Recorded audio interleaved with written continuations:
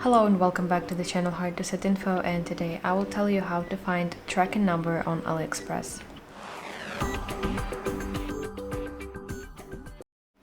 So open AliExpress application on your phone and go to your account at the bottom right and go to section My Orders right here.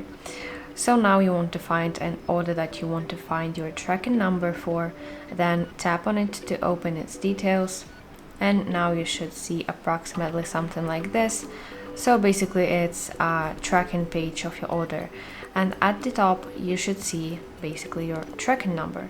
So actually tracking number is the thing that you will obviously see if you open details of your order. So that's basically it. Thank you for watching, and if you find this video helpful, please like it and subscribe to our channel for more content just like this.